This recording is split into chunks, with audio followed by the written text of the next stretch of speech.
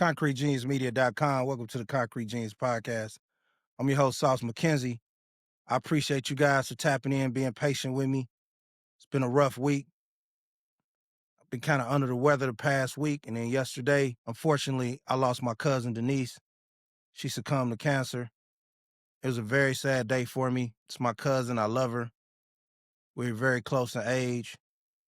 Our mothers were sisters, so we were both the youngest in the family on each side. So we kind of got to both experience young privilege together and grow up together and go through our struggles in life together and laugh and joke. And we were the two silliest together. You know, we had that bond of experiences.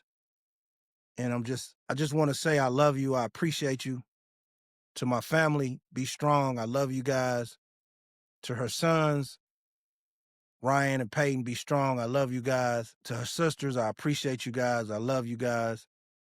And it just put me in a position to appreciate life. You know, I've been blessed to live long enough to see my grandmother pass, my aunt pass, my mom, now my cousins. I've even had a younger cousin pass.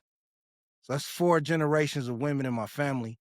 And sometimes that's hard to process into the male brain. And we as males, it's like I want to cry sometimes and I can't. I don't know why, but I think that's what leads up to the heavy buildup sometimes when I do break down. But I just want to make this about my cousin. I just want to say rest in peace to your beautiful soul. You always had a laugh for somebody. You was always that person with that wit and that humor that could balance a room, that could lighten up the hardest exterior of a person. And no matter what I was feeling, you always cracked on me. Like that cousin. To see someone go in their 50s is just so unfair to me. I don't really handle death well because it's so lonely. It's so cold and lonely, you know? And I always had this weird feeling when people that love me transition to the afterlife. It's like, I know you hearing me, I know you watching over me, but I just miss you. But I also need who's here for me, so I don't want to go. I'm just traumatically affected by the death of my cousin, but I understand I got to do what I got to do, and life must go on. And I will have the opportunity to properly grieve and show my condolences at her services. But I just wanted to open this podcast and tell my cousin Denise Reeves, I love you. I appreciate you. May your soul rest in peace. And thank you for the joy you brought to me as my youngest big cousin. Forever, that will be a pivotal moment in my life. And for that, I love you. ConcreteGeniusMedia.com. And smoke one for me up there in heaven, baby. It's your boy, Big Sauce. Like I said, I've been under the weather. I thought it was my tooth. I cracked my tooth. I got the temporary joint in, but I think it's more sinuses. I don't know what's going on. My head been hurting. I'm stubborn. I should go to the doctor. I'll be trying to do all this Dr. Sebi shit, but I am feeling better. I got the temporary crown in till the gold joints come in. They're going to replace my temporary joints with the gold joints. And then when I got the temporary crown, they told me, yo, don't eat nothing hard, like hard candy, and don't eat nothing sticky like gummy bear, anything sticky and gummy. And I'm like, cool, that's not a problem because they really eat hard candy, maybe peppermints or something, the old man cinnamon candy or something, and nothing sticky. I don't really eat nothing sticky. Every now and then, maybe a protein bar. But I'm like, that's cool. I can handle that. I got it done the Friday before the fight, right? Crawford Canelo. So that night, I'm watching the fight. My happy ass, I want some Mexican food, right? I go up here, I get my favorite Mexican chips and salsa, get my little vegan quesadilla, spinach portobello joint. I'm talking about I'm finna smash. I get my, you know, the Mexicans, they put their foot in that queso dip. Like, it's just different, right? I'm talking about real Mexicans. So I'm eating it, crunch, tip, broke the temporary joint. So now I'm in more pain, my joint exposed. So I got to get up early Monday. The chick got to go back in my mouth, take off the piece that didn't broke, and then mold me another temporary joint and then put that on. So my mouth been traumatized. Pause, much respect to New York. I usually don't say pause, but that was kind of wild.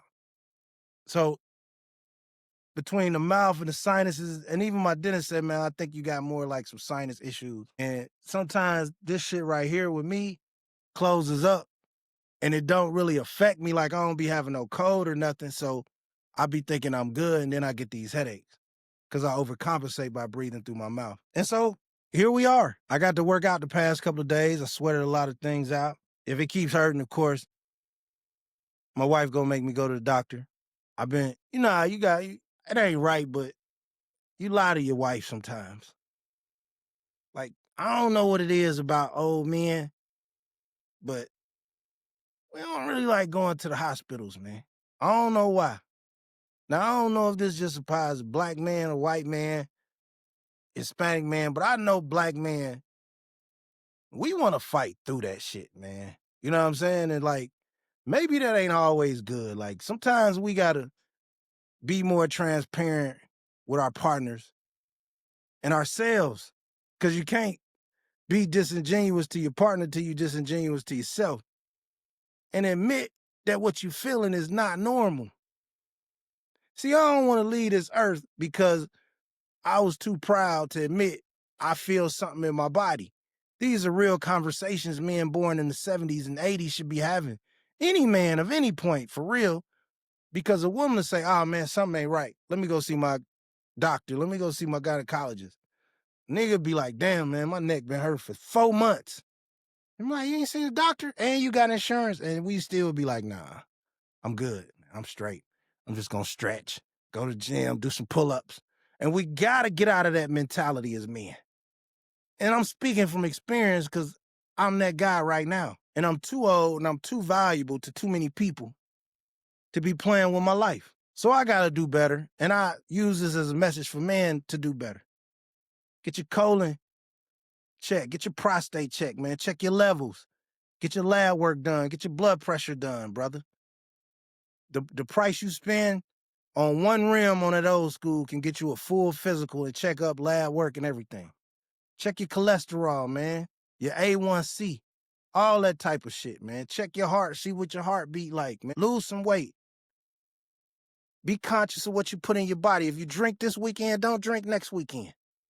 You know what I'm saying? But as men, black men, we got to do better to take care of ourselves. I mean, you can have a little pudge, but we got all these jokes about women being big and BBWs and bad body women and BBLs. And a lot of you niggas can't do 20 push-ups and you can't do 20 sit-ups. As a man, why are you out of shape? Let's not criticize black women and make all these jokes about, oh, she bad built, she ill built. See, y'all under the impression that your money made up for your lack of physical attractiveness or physical well-being, and it don't. It will for a time in your life between the ages of maybe 20 and 35, 40, but then you just become a trick ATM. So let's take care of ourselves, cut down on these big, obnoxious bellies. Let's work on the man titties, and let's take better care of ourselves in the black community. Let's eat better. Let's cut down on our alcohol consumption. If we can pledge to take half what we spend on alcohol and put it towards tutoring and STEM programs in the black community, we could be better off in the black community. And don't get me wrong, I like to drink with the best of them. I used to. But as I got older, my kids got older, I didn't like being drunk around my kids. I ain't like to see my kids see me hitting alcohol all the time. Whatever you looking for is not going to be at the bottom of that bottle. And as African Americans, blacks, original Americans, we have a tendency to look for things to escape our trauma, i.e. alcohol, weed, pills, drugs, cars, music, food. All these vices are killing us at an age and taking us away from our families. So let's, as a collective, men, let's do better about our health. Let's all vow to lose 20 pounds. I don't care how nice your old school are, how nice your car is. I don't care how nice your home is, how many vacations you take. If your blood pressure high and you got a lot of visceral fat, you in no service to your family or your woman. See, we can speak to women on health benefits, but we can't be protectors and maximum providers if you got 40 pounds of visceral fat hanging over your stomach. And I know men don't like to hear this, but some of y'all look dumb as hell wearing these tight-ass t-shirts with these big 8-month pregnant bellies. Y'all look retarded. And the only reason a woman is talking to you, because you got some money. Ask a fat, broke man how hard it is to get some women. Don't let them be ugly. Shh. Man, that's doomsday. And not only that, you shortchanging your kids. You shortchanging yourself. And before we criticize women, we got to get out of this feminine habit of men and saying, what about women? Women. Listen, bro. Do you want to bleed? Do you want to have babies and fibroids? Like, everything with women, they should get to do some shit, bro. They should get to wear a wig. That don't mean you should put on a skull cap, fake hair, toupee. Just because a woman put a filter on her picture, that don't mean you should be glammed up like you Saucy Santana. As men, let's focus on being better men before we can ever fix our mouth to criticize our women. ConcreteJeansMedia.com. Get a copy of my book, The Game Changer. 8 tips for man to find peace. You talking to the realest alive, man. I appreciate you. You know the hardest part about jail, man, speaking on how I miss my cousin, is you realize the time you gave away to them white folks. And don't say they took it from you. Unless you in prison illegally, you've been knowing your whole life that the prison system is harder on blacks than it is on whites and others. So even if you do something that the white boy got 2 years probation for and you got 5 years, you put yourself in that position. And that's where a lot of dudes that go to prison lose with, because they can't understand accountability. And again, I'm speaking from experience, my brothers. We have to be accountable for the mistakes we made that removed us from society to be the leaders that God created us to be. And I have been guilty of such heinous act. I removed myself from the streets, regardless of how much time I did, shouldn't have did, would have did, could have did. I removed myself from an umbrella of wisdom and protection from my family. I put myself at the hands of the judicial system that I complain about voluntarily. It wasn't my parents' fault. It wasn't rap music's fault. It wasn't society's fault. It was the fault of the guy you looking at right now, John Loudon. It was my fault. Sauce McKenzie. And even with understanding that accountability, it's very, very painful when you get older and you see your family ones and contemporaries passing, and you think about the time you gave away voluntarily. See, that's real pain. I'm tired of these prison podcasts, niggas going out here talking about what they did on the yard and they walked in the cell and boom. I don't want to hear them ignorant musclehead niggas, man. Them niggas is barely living check to check, trying to tell some glory stories on YouTube. See, me, I want to give you the real side of the game. See, everything got a front, got a back, and people want to show you the front of things. Look at this car. Everything got an outside, got an inside. Look at this new house, man. I just redid it. I just took this house in the ghetto and I just redid it with new siding, and I put a modern bathroom in here. Yeah, but check for mold on the inside. And that's what I bring you when I talk about jail. I don't never want you to think I'm talking about that shit from a point of I accomplished some shit. Because what I gave to them is no monetary value for. And no amount of time, unless you defending yourself or your family, no amount of time in the penitentiary is beneficial. It's only beneficial if you was headed for death or self-destruction and it saved your life. Now, we can get into the ills of society about why is that necessary for us as Black Americans, but I'm just speaking for those who make conscious decisions to commit crimes as Black Americans. Until we get a hold on that and stop volunteering to give away our life and our equity and our physical attributes and our DNA and our manhood to the Department of Corrections or the Federal Bureau of Prisons, we will continue to be at the bottom of society. We have to understand that society is never going to be fair or equal. You never going to walk in a courtroom and get the same amount of time as Brandon. Kanye told you Jerome gets more time than Brandon. So find a way to survive that doesn't involve you being incarcerated. Find a way to control your temper that doesn't cause you to catch a murder charge at 18. Find a way to control your self-discipline where you're not a sexual deviant. Find a way to not have to commit robberies for chump change when you can get a job at Taco Bell, brother, and make that same amount of money. And I'm telling you, as a survivor of the prison system, the older you get, even when you get far removed, I'm 20 plus years from ever committing a crime. I beat all the statistics. I didn't go back. I never been arrested. Like I just been clean. Family man, homeowner, the whole 9 yards. As I lose people, family members, it's still a chunk of time I gave away.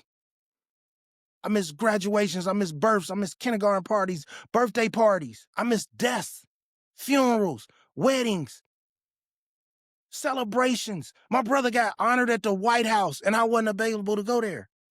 My mother died, I wasn't available to go there. My brother died and I wasn't available to be there. These are all things that happened while I voluntarily gave myself to the prison system. And even when you overcome those things, you see things that possibly wouldn't happen if you hadn't went. Man, my little cousin pregnant, my little niece pregnant. Maybe I'm here, that don't happen. So as a man, I beg of you, Black people, Black men and women, the direction is reflection and self-control, self-discipline. And that starts with self-love and self-respect. And until we treat each other with self-love and self-respect, we shouldn't be saying shit about racism. We got to clean up our own house. Carry ourselves with a certain amount of dignity, a certain amount of intelligence, a certain amount of class and respect for ourselves, and then we'll respect the next person. And you know what prison teaches you?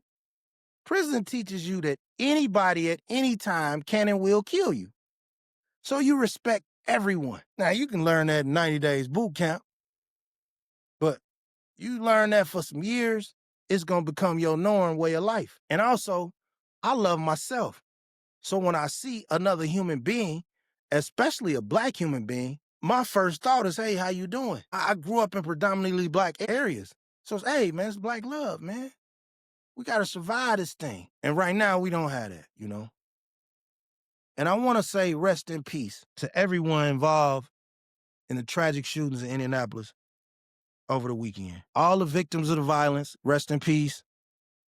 Everybody that had to hear the violence, I offer my deepest sympathy and condolences.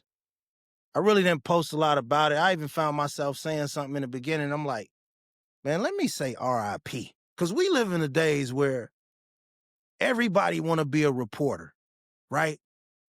Everybody want to go live and record it and talk about it and get their jokes off. And that's why I'm in the house, or that's why I'm on vacation, or that's why, like, we don't even have enough courtesy as Black people no more to take a second to say my condolences to the families. We just want to get online and talk some shit to crack a joke for them little $8, $9 you getting on Facebook that ain't changed your fucking life yet. We gotta have some decorum. And even though I run a podcast page, a media page, and I do have amazing journalistic skills, I took communications and journalism in college, you know, that's some fly shit, but it's other pages that's gonna give you some of the gruesome shit that's happening in Indianapolis. I might tell you some shit that's going on across the country, but I ain't really finna go. It's just certain shit I don't want to post because I'm really out here in the streets moving around. And I got a conscience, and I just feel a certain way, like talking about a lot of local crime, and then I'm in line with the victim or He could be the suspect's cousin. Like, you gotta be cautious when you a nigga and you move around niggas. Cause I've been a nigga my whole life. So I don't, and it's pages that post that do an amazing job of journalism. But I don't consider myself on the level of Fox 59. That's not why I'm here. I'm more like cross between Comedy Central and CNN. You know what I mean? Like, I'm not really who you go to get your local news from. And I don't really like, so when y'all send me them videos, I'm not doing nothing with them. You know what I mean? And also, I know how traumatic it is to hear a gunshot that somebody died from. And a lot of times when we post videos or we talk about things, we don't have no sympathy from the people that gotta hear them gunshots ringing out in their head every night. Them people that was close enough to somebody that died. See, a lot of y'all ain't been next to somebody that died, right? A lot of y'all ain't seen somebody be alive and get shot and die, right? See, because if you had, you would have more respect for death. And again, I'm not talking about news outlets. I'm talking about people in particular, humans who've lost their compassion. And I don't want to give a fuck about the white folks, because a lot of white folks that come get in black business don't really want to deal with the issues that's going on in America. And I'm going to get to that in about 10 minutes. Seeing somebody die or get shot is some traumatic shit. Being shot is traumatic. Man, I've been shot, stabbed, shot at multiple times, shot again, seen people shot multiple times, been next to somebody that got shot and died a couple of times, been shot at point blank range and lived. So I don't really like watching people get shot on the internet. It's very triggering for me. Like, I have sometimes a theater in my head that plays constantly of reels of the gun activity I've been around. That's how traumatized I am by gun activity. That's why, honestly, a lot of times I have a gun, I take the clip out. Because when I was in the streets, my temper was so bad, I was going to bang your ass up off of reflexes. And I really need y'all to understand that this Grand Theft Auto life we live ain't always meant for us to consume in our brains. We're compassionate people, compassionate humans. And we desensitize to the violence, to the ignorance. And a lot of the catalyst for some of this violence is a lack of self-love, a lack of self-respect, a lack of honoring our ancestors, our mothers, our grandmothers. Did black people always have conflict? Of course. We've been through a lot of traumatic experiences, man. They used to put us in a ring and blindfold us, 20, 40 of us. Kids all the way from 12 to 30 to grown man 36 years old. And just let us knock each other out for entertainment and then celebrate the last nigga standing. Now think about how mentality acts applies to the hood, to us as black people. We all want to be the last nigga standing with the jewelry and the nicest cars. We want the attention. We want to say, look at me, I'm stronger than him. I'm a peacock, I can peacock better than him. But it's really coming from a sense of surviving in a bubble, because a lot of y'all can't even smile at another black person. Let's be honest. A lot of y'all first instinct is to mean mug a black person, and they tricked y'all saying ain't nothing to smile about. You alive, you got money in your pocket. You breathing, you got clothes on. You still live in the best country in the world. I don't care what they tell you. You still don't want to live nowhere else besides America until you can get enough money and go see. So while you making $16 an hour, stop telling me you move in Africa. You live right here. And it's a great country if you view it that way. And you got to apply those same views to yourself as a black person.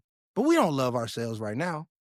Right now, it's in the gutter. And this generation, after me, and I know this is going to upset some people, so if you don't think I'm telling the truth, that's one thing. But if you mad because it's the truth, fuck off. A lot of you 80s babies, a lot of y'all are the first generation that don't want to grow the fuck up. And I hate to say this because it's kind of a blanket assessment, but you got to grow up sometimes. Like me, I knew at each time in my life when it's time to get out the way and go do some different shit. You know?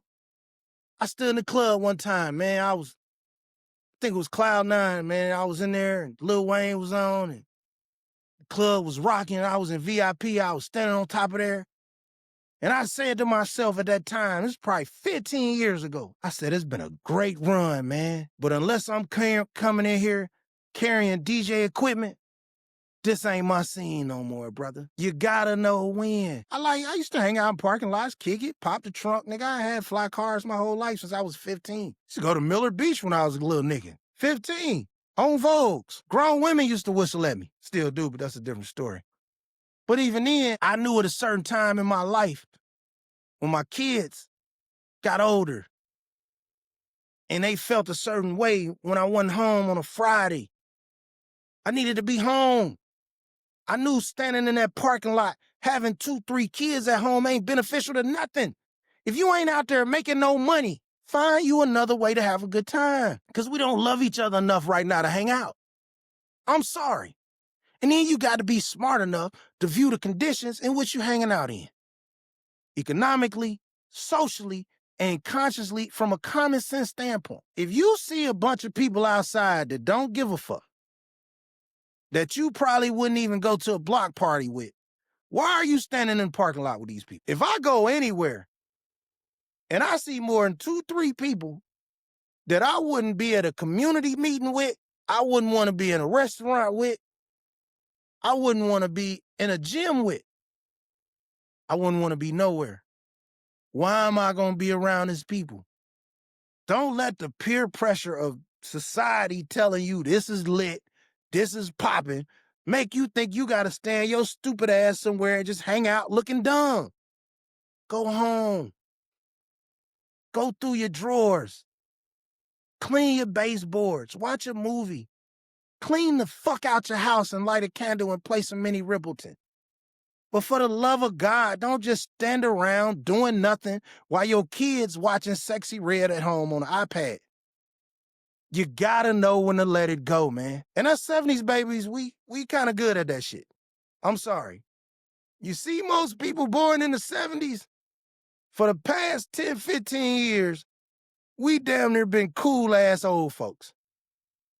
You get a few that can't let go, but for the most part, if we hang around some motherfuckers, we all born in the 70s. We was attached to that generation and knew when it was time to sit your ass down. But a lot of you 80s, 90s babies, I'm nervous because y'all want to be famous forever.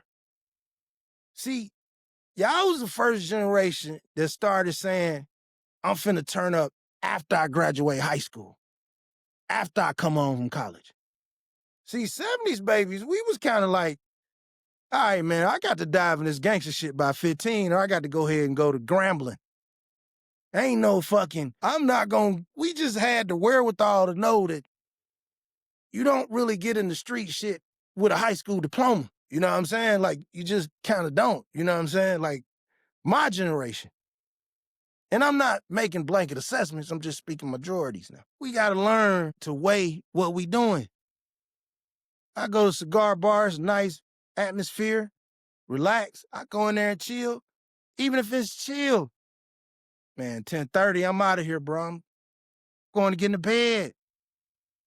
Enjoy the bed, bro. All that money y'all spend on Don Julio and rims and them R. Kelly outfits and shit with the ice creams on them and glitter, you niggas could buy a nice sleep number mattress and enjoy the fuck out your bed.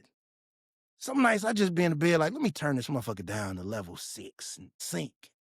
Let me turn it up to level 100 and just sleep on the park bench. And let me just get on Hulu and then all these apps.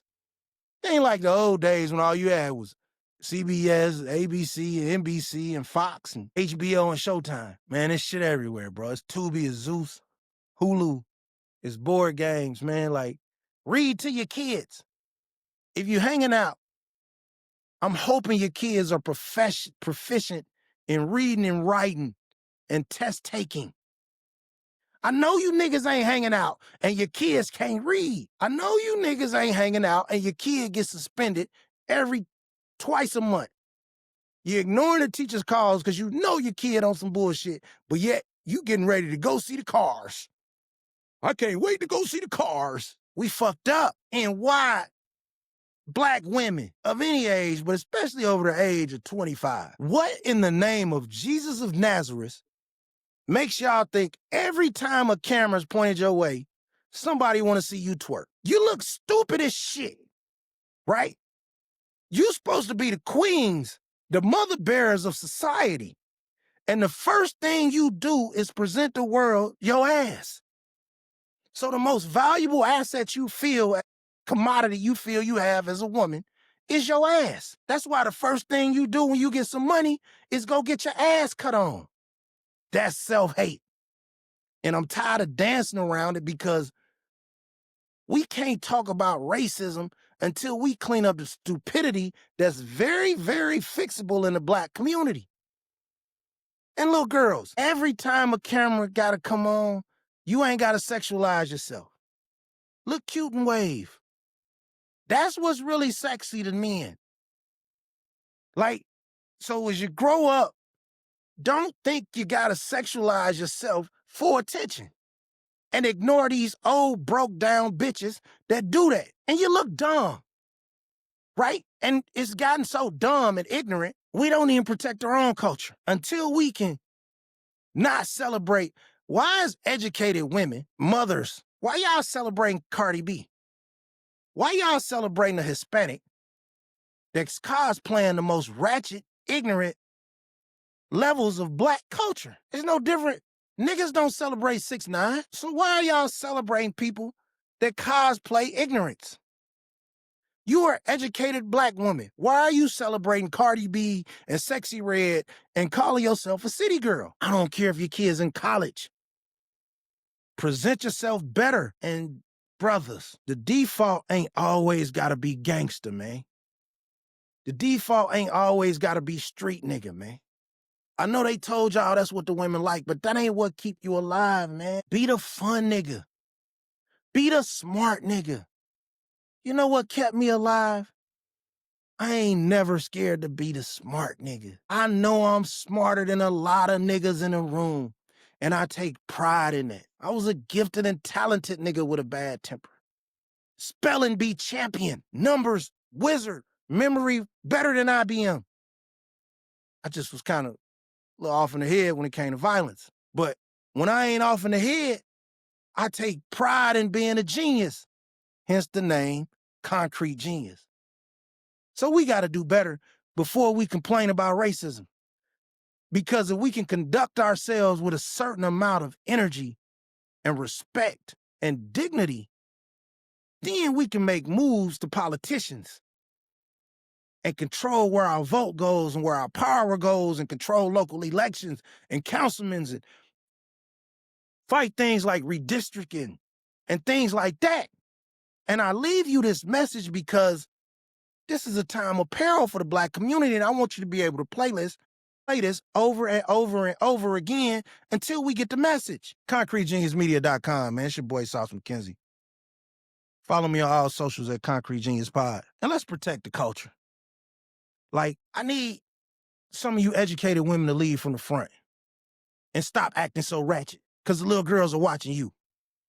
If you working in a school, you a teacher, you a leader, learn how to be sexy without being slutty. Learn how to monitor the amount of men you bring around your child. And just because he a boy, he don't want to see 8, 12 different niggas every year fucking you either. Because when your son sees a lot of different men fucking you, it kills his self-esteem as a young man. So stop going to the whore cosplay costume and degrading yourself and be the black queen God created you to be. Be articulate, be intelligent, put the bottle down. Stop going ignorant as soon as you see the camera come on. Or if not, we're going to continue to perish generation after generation until we fight for our lives like some rebels in fucking underground street sewers. But y'all don't hear me, man. ConcreteGeniusMedia.com. Follow me on all socials at Concrete Genius Pod. See, you don't get this in a lot of places because I'm the old nigga that used to be ignorant for real, and I'm smart as fuck. So I ain't got to never get on here telling you how ignorant I am. You're never going to see me on no fucking such and such, such and such. If you see me on a white man platform, it's gonna be like Joe Rogan or some shit. I'm not gonna be the hip hop jigaboo what I used to do, nigga. On the gang, nigga. Nah, man. Nah. I respect my intelligence too much for that shit, bro. So I wanna start a movement of positive niggas, intelligent niggas, a nation, a concrete nation, believers, people who wanna do better and treat people better and leave an imprint on society and help the kids and start programs for the kids without trying to fuck all the mamas and stealing all the money or being an undercover punk. Like, y'all fucked up. Y'all done fucked up the mentor game to where you niggas is in the mentoring game for the clout. You niggas is doing the youth sports shit for the clout. So I don't give a fuck about what none of y'all feel about the truth. Because black people need to hear the truth. And now only then we can go as a collective and say, all right, man, white folk, we ain't stand for this, this, or this. But while we disjointed, it's going to be a bunch of robots and fake accounts and white people who live 20 miles, 200 miles from black people worrying about what black people doing. And you know why the white people do that?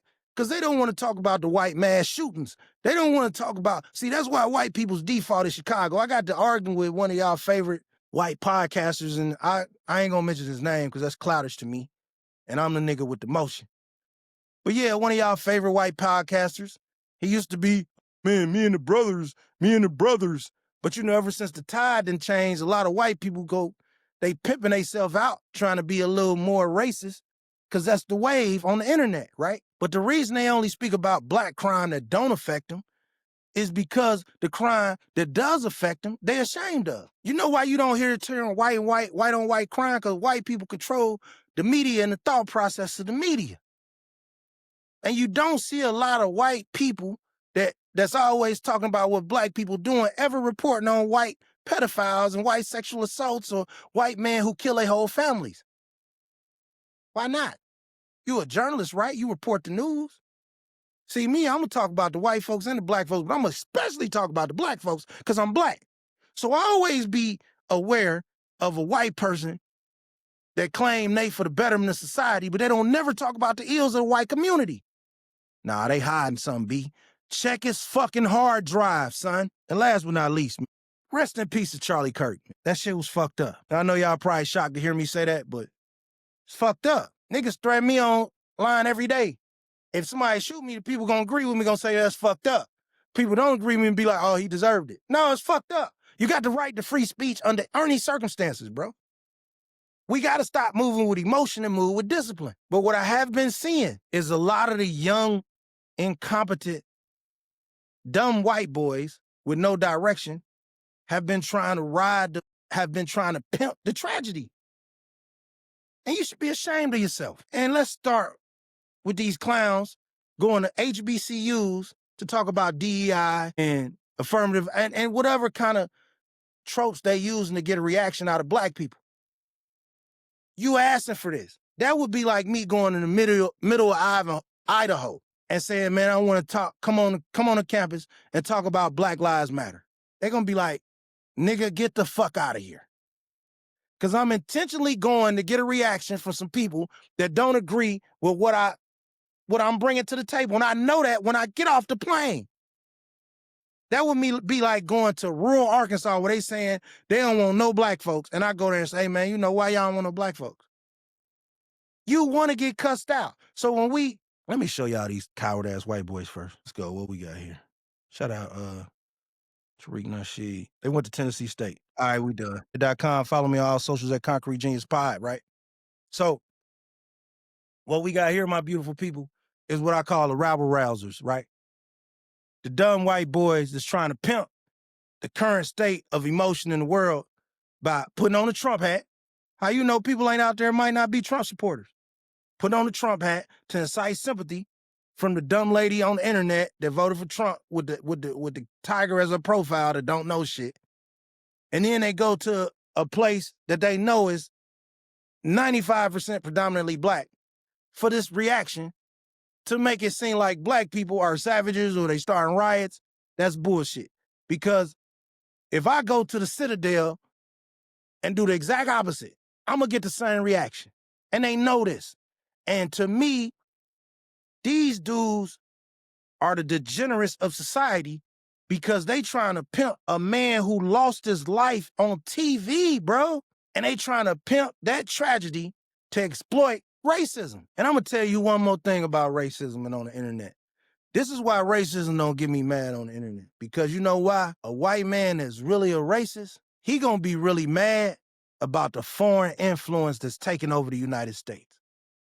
Now, I ain't going to say which countries, because it might be some laws change. I don't want to be retroactive. But if a white man really racist,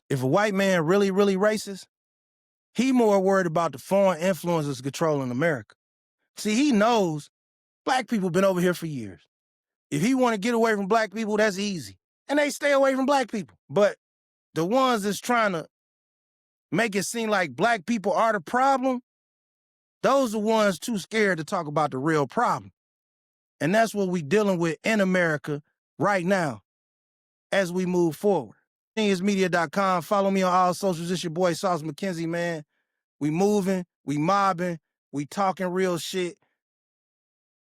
And I'm here to heal, man. I hope you heard something. I hope you learned something. And go to trade school, man. Stop trying to sell drugs, bro. You 30. Peace.